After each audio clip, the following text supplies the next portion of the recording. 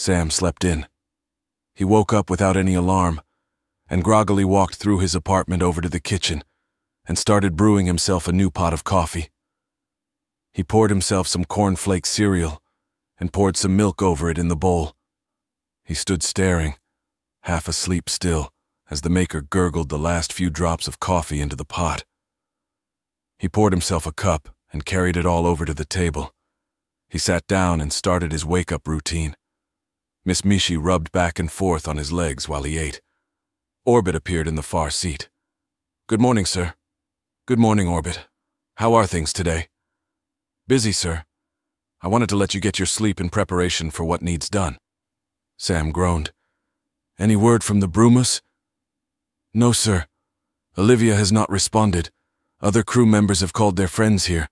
I did not monitor the calls, but I did register they are still alive." Sam took a drink and turned to look out the window. "How's progress on the outer shell?" "Continuing as planned. The shipments are continual. The Margo have been mining several moons continuously to supply raw ore. Piracy is still negligent thanks to the Craddock patrols." "Good. I'm going to miss seeing the stars when it's done." "Sir, it is your station. You can build a new apartment on the outer hull if you so chose." "Nah, I like this apartment. It's near everything I want to be near."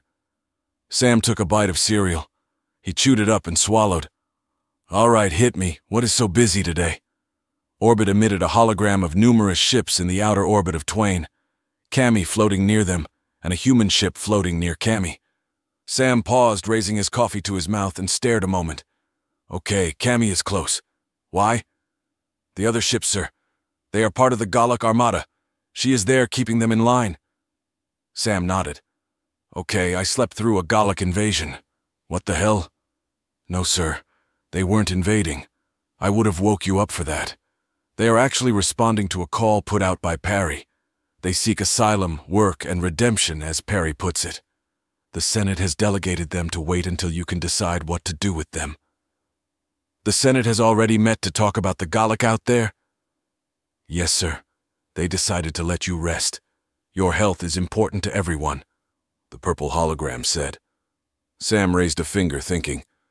"Okay, so Cammy moved closer to make sure they behave. The Galak are seeking asylum. Who's that ship, then?" Orbit increased the zoom on the ship. "It is designated the Leviathan, sir. It is a HFY military transport. It seems it has been commandeered by a religious faction calling themselves the New Anglicans. They have requested to meet with Cammy." "Why do they want to meet with Cammy? How did they find out she was even here?" "I investigated that and broke protocol, sir. I hope you don't mind, but I read through outgoing beacon transmissions looking for that answer." Sam shrugged. "We've done worse. What did you find?" "The new captain of the ship is a Cadence Claiborne, sister of a Francis Claiborne here on this station. He sent encoded messages out specifically to her, encrypted by a shared cipher they both had. It took me several microseconds to decipher it, quite well written. He has been sharing info with her through the Rift Sheath channels." "And she wants to meet with Cammy?" "Yes, her and the Pilgrims." Sam stood up and bent to pet his pink cat. "Let me get a shower in. I'll think about a battle plan." "Understood, sir." Sam sat in the bank meeting room. Perry sat to his right within 3 well-maintained Craddock corpses. Armored Scribbler Knights escorted in 4 separate Galak clusters, arm Hummer guns at the ready. Sam motioned to the numerous seats. "Please get comfortable." The 4 clusters accumulated into their chosen seats. Sam looked over them and their numerous bodies. "So, you wish to join the Clouder?" A cluster of 5 unknown alien bodies spoke in unison. "Our head failed us. Your beast devoured our brood ships, killing our generations. We seek a new head. On that will lead us in this new time." The 4 clusters looked at Perry. The 5-bodied cluster spoke again. "You have learned to live in this new time, amongst these new peoples. Are you afraid here?" The 4 clusters of Galak turned and looked at the Scribbler Knights, still at the ready. Perry followed their numerous eyes and looked at the Knights. "I do fear sometimes. I fear their fear. Our existing reminds them of what we are, and the people of this Clouder are scared of us. Understanding and work is the only way around it." The cluster of 5 bodies looked at Perry. "What kind of understanding? What kind of work?" Perry held his own hands. The rot is our natural state, our food, our homes. To them, though, it is sickness and termination.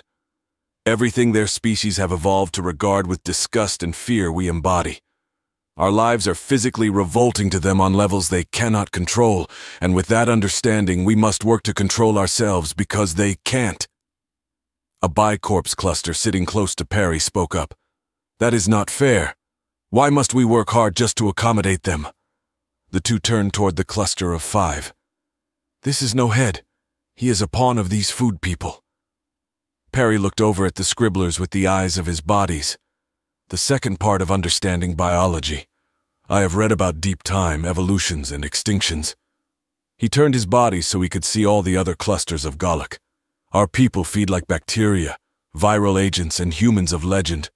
We will consume worlds until there is nothing left, and then in turn consume each other. I have looked over Gree logs, and I know our history. We are a dead end if we continue as such. The Great Arm has used our kind as a tool, and that is the only reason we haven't wiped ourselves out already. The 5-bodied cluster slumped. You speak truths. Hard truths. But true is true. This is why you wear the smells? Yes, Perry said through his orifices. The perfumes hide the decay for a time. It is part of the work. The bicorpsed Galak spoke up again. They will let us walk among them? How do you control the hunger? That is another part of the work. Control takes time and focus. No, you cannot slip up. You must focus on the food stores in your own bodies and make a concerted effort to replace them when low. It is costly, and a large portion of my pay goes to procuring the deceased. But it is working. With each new body, I learn more and gain more control. It is slow, but it works. Sam was typing on his arm display. He looked up at the Galak.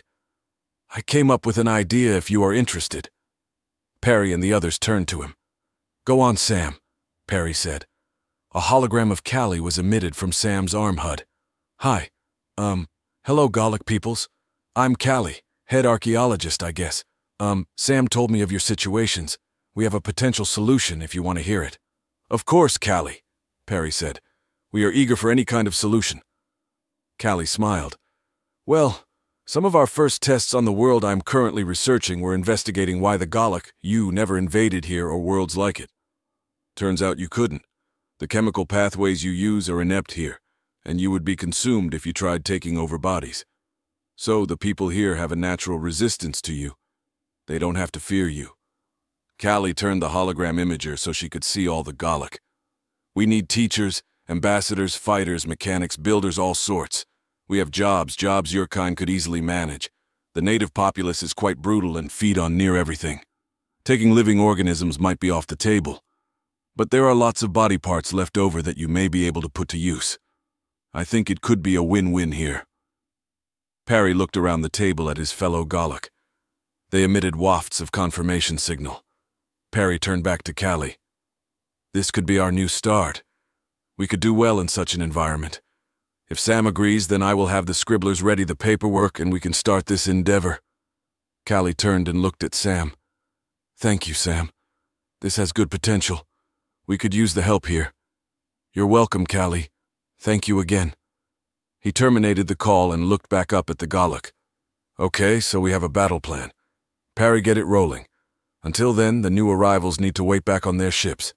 Let's get a plan to get everyone to Vitalia, and I want those Gree ships freed as a priority. Understood? Perry nodded. Yes. I will start the training programs for everyone. Also, Perry, your miners and those still on the prison station, make sure they know of the new job offerings. I hope they haven't been outcast for too long. They are hungry, Sam. Their control is still as weak as the new asylum seekers. It will be a fresh start for near everyone. Me and my children will have our work made. Sam gave a slow nod. Welcome to my world. Sam met Cadence at the old gantry entry. He had her dock her ship deep within Twain, with numerous ships watching and turrets aimed.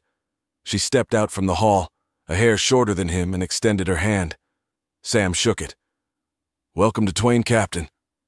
Thank you, Sam. You're cuter in person, she replied.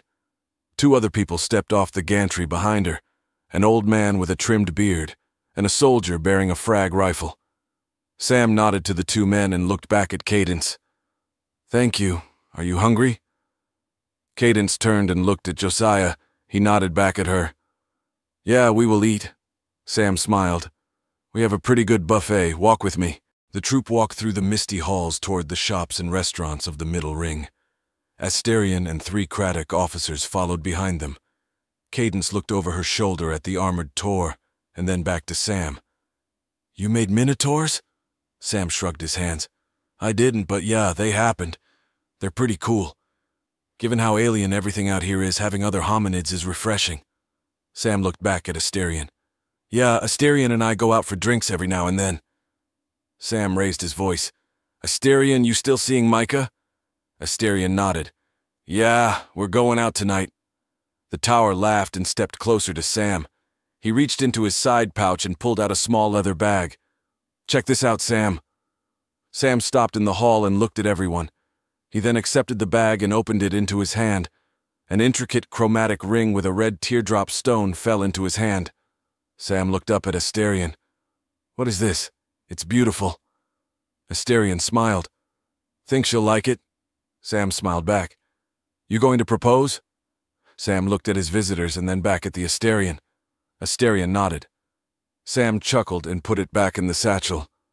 "It's beautiful. I wish you luck with it." Asterion took the leather bag and got back in line with the officers. "Thank you, bud. I think she'll like it. Cost a chunk of change." Cadence looked up at the tower. "That metalwork was quite intricate. I'm impressed." Asterion nodded. "Yeah, the Goadur are selling custom work. They roped me in when I went to interview them. We had them pegged for smuggling or something. Turns out they are learning to be merchants." "Good to hear," Sam said. "Helping the economy, staying out of trouble. I like it." One of the Craddock grunted. "They are using the money to learn war from humans." Josiah, Cadence, and Sam turned and looked at the Craddock. Sam raised a hand. "What?" Asterion hit the Craddock in the arm and looked at Sam. "Jahadeen. They are students in his dojo. They're selling jewelry to pay for lessons." Sam laughed. "Oh, mistranslation. Yeah, still good then." Sam turned and motioned them through the hall past the Scribbler law firms. Sam and the visitors sat at a table at the Twain Corral. Sam motioned for a grazer server to start bringing over assortment plates. Cadence accepted her drink from another server and took a sip. "Good tea. Impressive." Sam smiled at her. "Yeah, lots of people on the Pozar came prepared, brought plants and animals with them. We got farms here and on 17 worlds now." He looked over at the young soldier sitting beside Josiah. "We've become quite an economic powerhouse around the rim. Population booms across the Clouder." Josiah looked at Cadence and then at Sam. "This all happened because of some fluke. You surviving a catastrophic event that killed an entire ship. How?" Sam looked at the table for a moment. "I don't know how I survived that. I am still uncertain on what happened. My AI's records were damaged in the transfer into the shuttle. I looked through them a dozen times with him. I saw it, though. Everyone was just dead. Somehow I survived working in the shuttle bay. One thing led to another, and here we are." Cadence looked him over. It must have been hard, being alone out here for so long. Sam took a drink of his sweet tea and moved out of the way as the plates arrived. Platters of meat, vegetables, and pasta were laid out in front of them. Sam smiled and started filling his empty plate. "I wasn't alone. I've made friends out here." He looked over at Asterion. Some of them were literally made. "How do you cope with so many alien species?" The young soldier spoke up. "Do they not freak you out?" He looked over at a table of Fuimos dining on dandelions. "They move so weird." Cadence stared at the man. "Cliff, shut up. Don't be rude." Sam looked over at the Fuimos eating and back at Cliff. "Yeah, they are weird. To us. To them, having teeth and not being able to float is weird. I found empathy. Looking at it from others' perspectives changes everything out here." Sam pointed over to the corner near the floor with his fork. The 3 humans looked over and saw what he pointed at. A dozen scribblers behind a potted plant were carving symbols into the metal wall. Cadence looked back at Sam. What are those? Sam took a bite of meatball and chewed. Once his mouth was clear, he answered. Scribblers. They freaked me out at first, even attacked me. They don't live long. To them we are immortals, but they are some of the smartest creatures on the station. Those symbols. He pointed. They are everywhere on the station. They serve as some sort of historical record. Each new generation grows up reading them and picking up where their ancestors left off. Hell, they wrote the Clouder for me. Cliff watched the herd of scribblers as a larger one pointed at the wall and talked to the smaller ones. He looked back at Sam. You know about them all, don't you? Sam looked at him quizzically. Who? All the aliens. You know all the species? Sam shook his head. There are new visitors every cycle. We have 9 species petitioning for Clouder acceptance right now. I got the mail today. The Senate is waiting for me to go over their applications. Sam took another bite and looked at Cadence. So, you guys came to see Cammy? Cadence looked at Cliff, and then back to Sam. Yes, most of our people are wanting to join her. Sam sat straight and chewed for a moment. Then stone-faced, he swallowed and spoke. Yeah, Cammy coming here was still is a big deal. I don't know how I feel about that. Cliff put his finger on the table. I don't think it matters how you feel about it. Our mother, we know she wishes to take us in. You're not going to stop us. Cadence put her hand on his. Quiet. You're here for the muscle. She squeezed and let go, focusing back at Sam. I came to help them, but I merely wish to talk to Cammy. We have her on scanners. She is circling your station still. We would have just went over, but your AI was adamant we come here. There were implied threats. Yes, Cammy and the Twain are in an agreement. You did right docking. Sam touched his earcom. Yeah, go ahead, Orbit. Send her in. Sam stood up and waved across the restaurant. A holographic woman floated over to the table. Sam smiled at her. Cadence, Josiah, Cliff, this is Cammy. Cammy looked over the table. I'm sorry to interrupt your meal. I was informed you are ambassadors from the human ship that arrived. Welcome to Twain. Cadence stood up, staring at her. Do you know who I am? Cammy nodded. Of course, Vatborn ID #200056. You have grown as I envisioned. Sam looked over at her, shock on his face. Well, this is a new development. Josiah scooted a bit away from her. Cliff didn't react. He was still staring at Cammy. Cadence looked around at everyone, and then back at Cammy. I did not expect you to be standing here. I thought we were going to have to board you. I am capable of being in both spaces and more if I so chose. Your ship logs indicate a ship takeover, traces of hacks for clearance. You stole the ship to see me? Cadence nodded slowly, staring at the hologram. Yes, we did. I brought an entire church to join you, Mother. Cadence teared up. We were so lonely. I was left. They left me. Cammy touched her with a mix of internal robotics and the outer light hologram, smoothing her hair. Do not worry. You are successful and have done well. You adapted as you were made to do. What do I do now? She asked the AI. Cammy looked at Cliff. Your people wish to join me.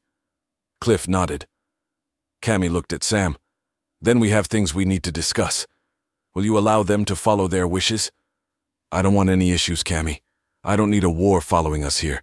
If people keep lining up to disappear into you, then the same things are going to happen. People will revolt again. Cammy nodded, slowly blinking. This is true, Sam. Do you have a solution? What do you think about the planned release program we talked about? Could some of your tenants rotate out, maybe live some in the real with us here for terms? Yes, we have discussed this. We can start that program, phasing these pilgrims in and some of my charges out. There are numerous that would be capable, and quite beneficial to your experiment here.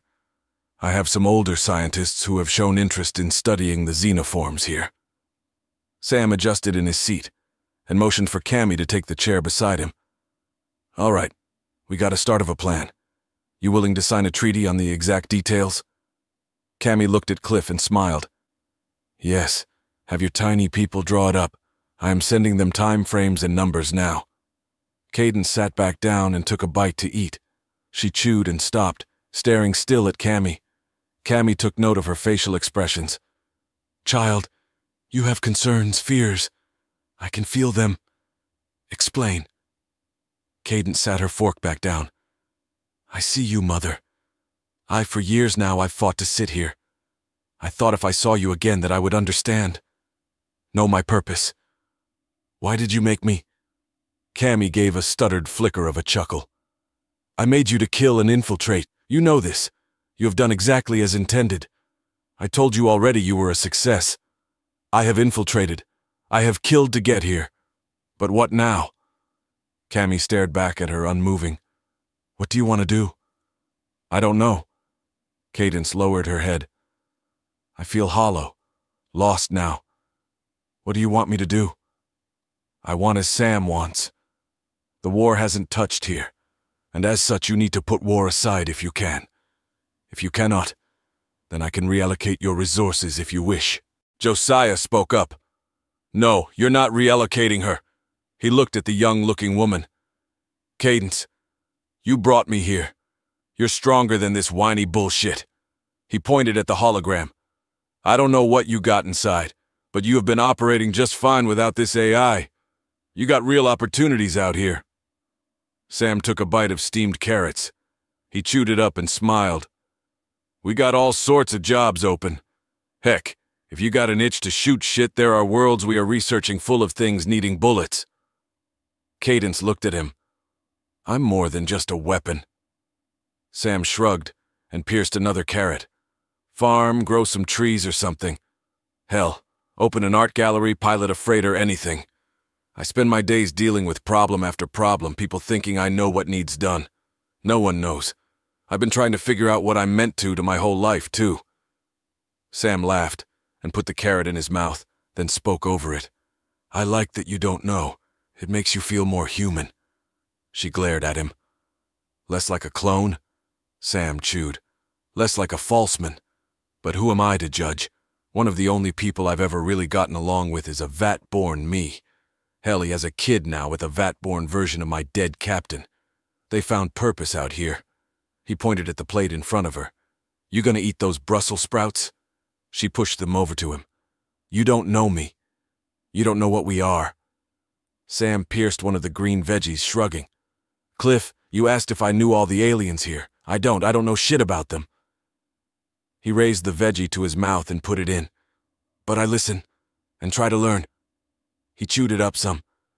"So far, we've achieved some really cool things." He looked at Cadence. "Here, in the real, we are making things happen.